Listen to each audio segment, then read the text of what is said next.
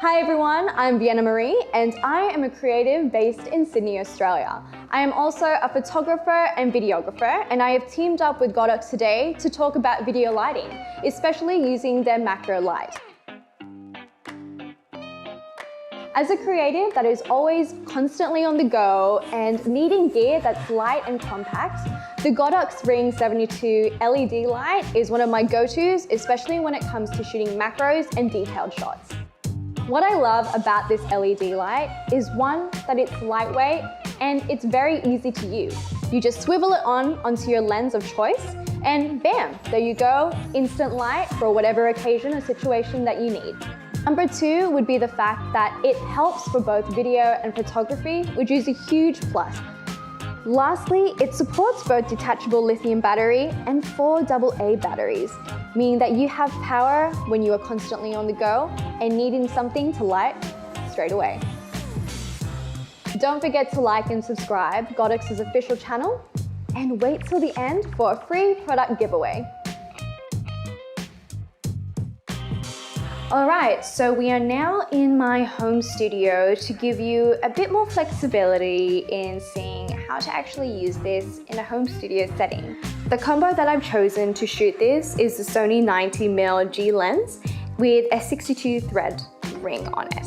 I'm going to quickly shoot some without the light first, so I'll switch this off and I'll show you from there.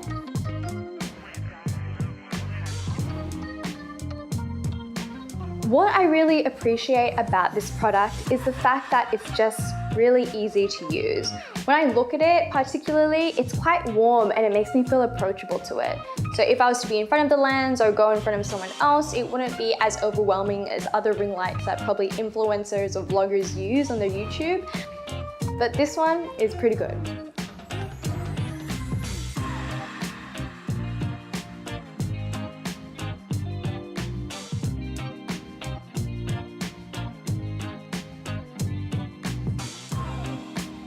It's also quite aesthetically pleasing knowing that you have full control because it's round shaped.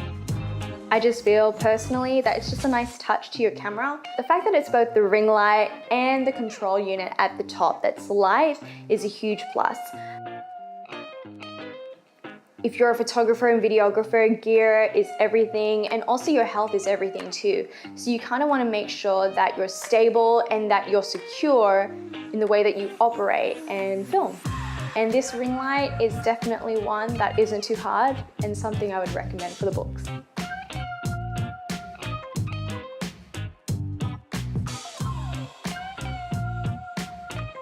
For this demonstration, I'm quickly going to show you how the light can be customized in terms of the power of the light, either it being at full light or half light, and just going through the ranges of the levels that you can do for either of them.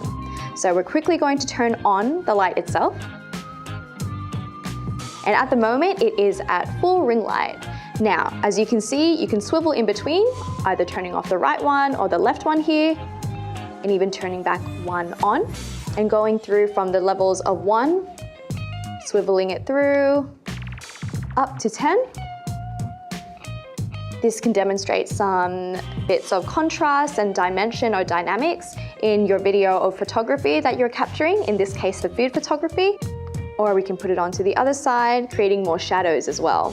Same sort of thing, swiveling through the levels 1 to 10, or if you would like to have it at full light, you can do that by pressing L and R and then having it go through.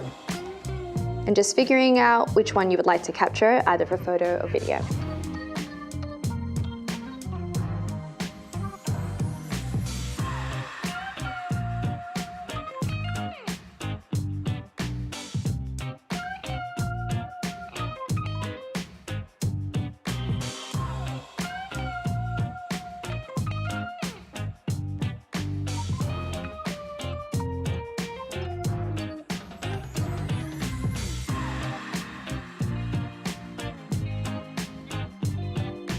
Comparing the two of video and photography, the differences that I see is obviously that brightens the image, but also brings out those little intricate details and textures that probably your eye wouldn't be able to pick up unless it's actually lit. So before we begin, I'm just going to take some before and after shots so you can really see the difference of using a ring light and not using one.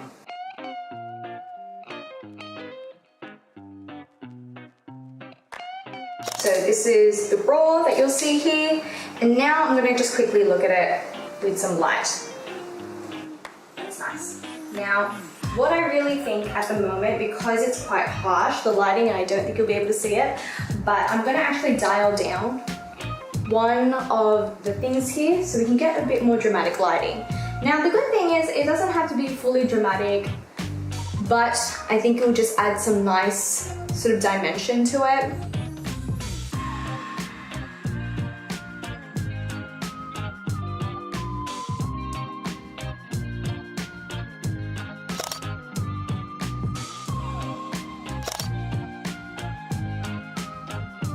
While we're on that topic, I'm going to quickly get some video of this as well.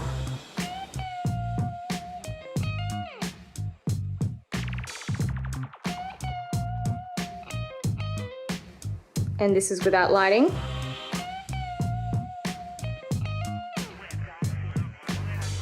Now we're just going to turn it on, turn the light on. So at the moment I'm only putting the right dial, which is at an 8, and the one on the left is at a 1.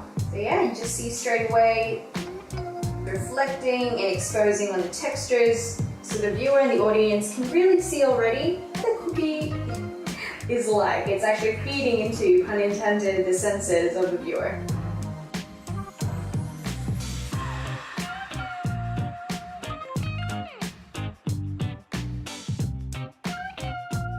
Though I use it on the camera most of the time, one of the best things about it is that you can actually slip off the light and use it within cable's reach.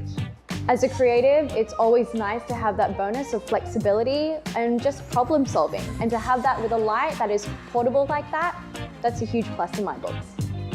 One of the other things that are great about this light is that it actually hits 56,000 K daylight, which is a plus again when it comes to hitting the details that you need. We are here at the studio. We are about to do another demonstration of what it's like to control the lighting with your hand with the ring light actually off. So we're going to quickly just slip it off here, bringing it upwards towards the ceiling.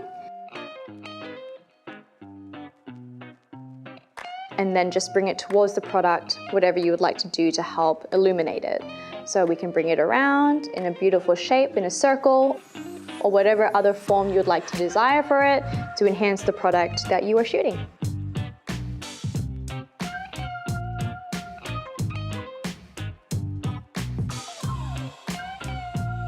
We can even bring it up closer, high above it.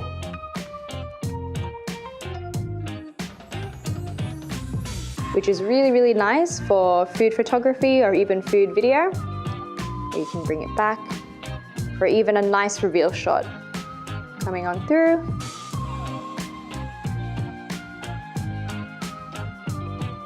All right, so we're basically now going to get to the next level of what we can do definitely with textures. This being with the lemon. So we've actually sliced it up, and what you'll see in the next clip is how we actually get a much more dynamic and dramatic lighting. We've actually added some haze in a can to enhance the experience of it and really bring out the textures and just the different foregrounds and the detail of what we're actually going to go with for this.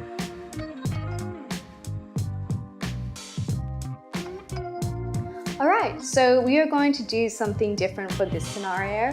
Pretty much we're going to focus on some jewelry here that I've set up in a container of water decked out with flowers. We're going to do a different type of shot with something that is smaller. So let's try it out. The fact that you have those 2 dual turning switches really makes it easier for you being on the job. A good pro to this is definitely if you are time crunched and you are under that pressure, instead of having to go set up your lighting and everything, the fact that it's just there and then at the tip of your lens, it's just easy. Also, the Ring72 light just gives intricate details to the textures that I've laid out here with the piece of jewelry. It's very powerful when it comes to detail and texture like that, which is a huge plus when it comes to e-commerce and getting those minor details for jewelry itself.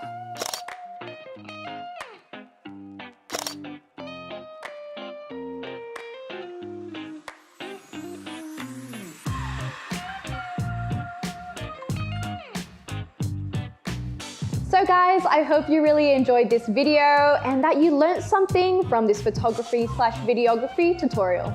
Godox and I can't wait to see what you guys actually come up with, either it being for corporate, creative purposes. Remember, it's small, lightweight, compact, and I agree that it's definitely something that I use in my everyday kit when I'm constantly on the go for photography or video.